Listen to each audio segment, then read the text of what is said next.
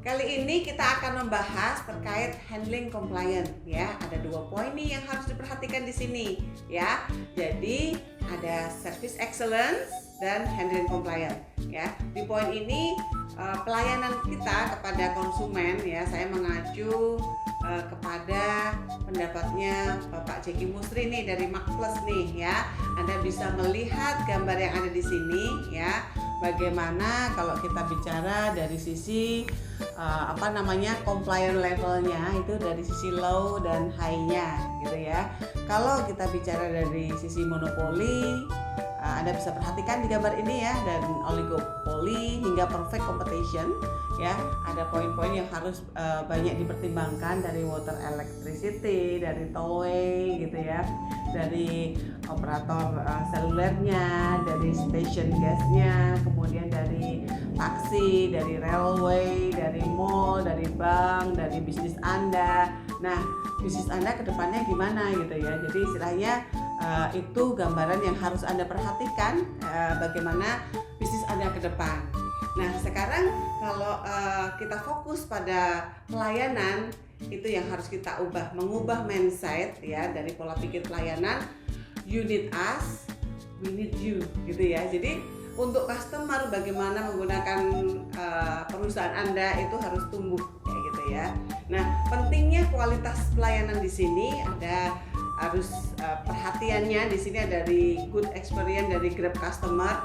Ada studi kasus yang kita ambil dari berbagai literatur, itu ada 40% ya, 40% orang itu membeli produk dari kekuatan sebuah brand ya, yang berasal dari customer service yang baik. Jadi kalau Anda memberikan pelayanan yang baik kayak gitu ya, jadi 40% itu istilahnya konsumen Anda itu perhatiannya dari sana, istilahnya ngambilnya dari sana.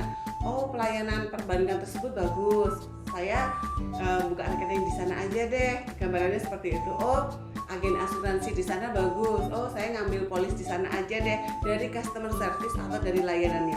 40% ya, angka yang sangat besar. Kemudian dari 55%-nya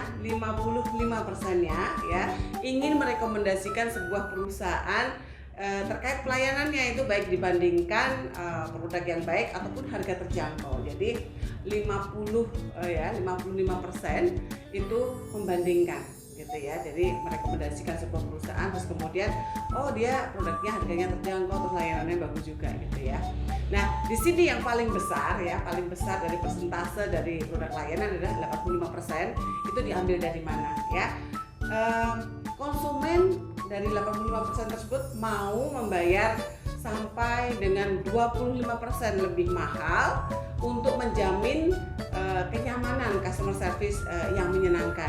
Jadi saya nggak apa-apa deh bayar 25% ya. 25% ya, itu mau membayar lebih untuk pelayanan yang memuaskan. Jadi ada konsumen istilahnya premium di sini ya. Saya nggak bayar mahal, nggak apa-apa, yang penting servisnya memuaskan. Ada nilai yang besar 85% ya, bisa Anda perhatikan di sini. Nah, kemudian di sini kalau saya ngambil data dari Bad Experience Custom Way, jadi istilahnya konsumen yang meninggalkan produk kita gitu ya. Nah, itu jangan sampai ini kejadian gitu ya. Jadi 82% dari yang meninggalkan itu berhenti membeli barang ya dari perusahaan karena customer service-nya yang kurang baik gitu ya. Jadi nilai yang sangat tinggi meninggalkan perusahaan Anda karena pelayanannya kurang baik, 82% ya. Jadi nilai yang sangat tinggi gitu.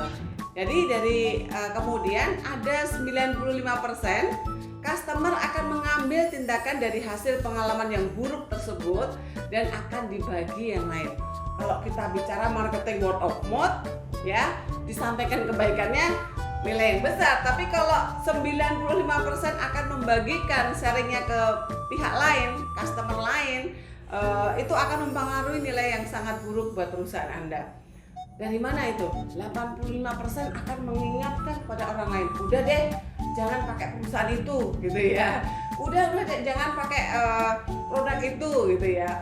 66%-nya mencegah, udah jangan membeli dari perusahaan itu gitu ya. Kemudian ada lagi yang melampiaskan kemarahannya, ada 55%.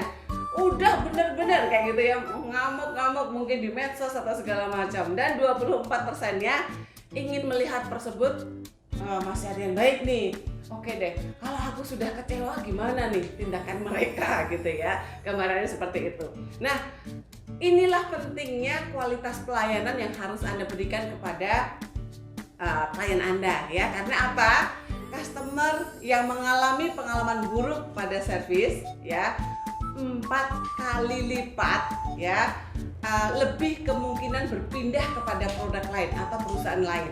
Ya, di sini 4-8% itu di atas rata-rata keseluruhan pasar ya, dan 86%-nya customer rela membayar lebih untuk mendapatkan customer experience yang baik.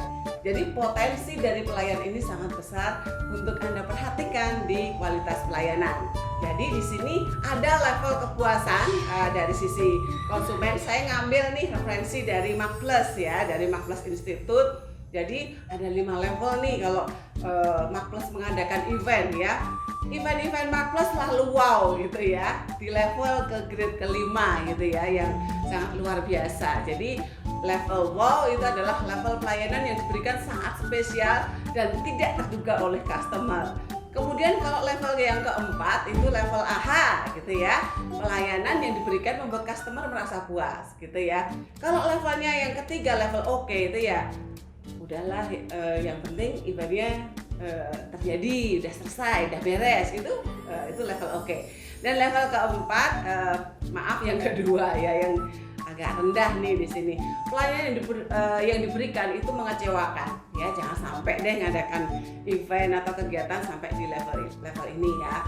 Kemudian level B yang rendah ya, sangat buruk, karena efeknya apa?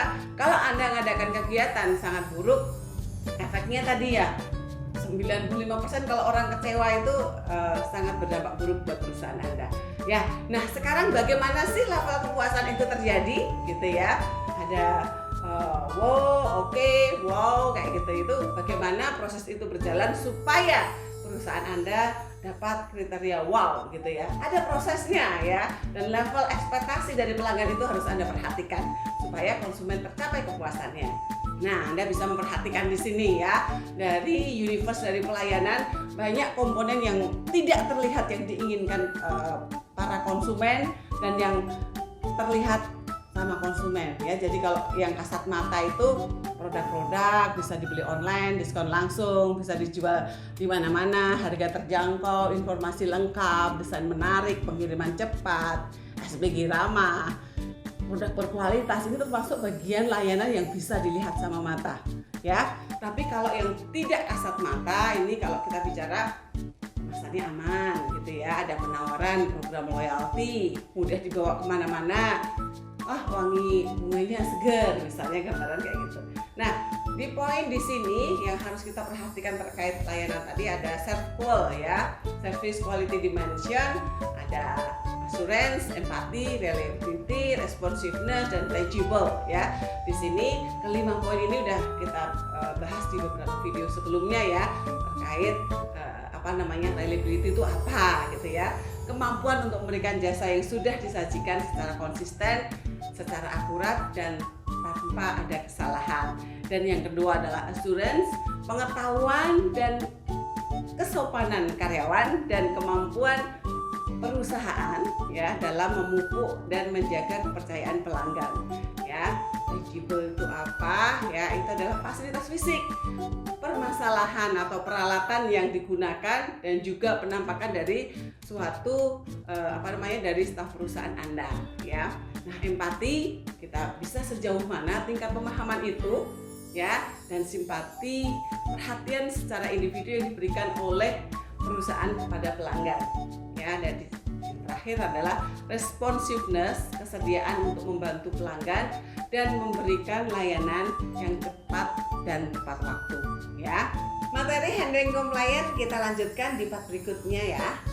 Kita akan membahas mengenai kenapa sih alasan pelanggan kita pada komplain dan bagaimana cara mengatasinya ya. Kita mantepin di video berikutnya. Jangan ketinggalan.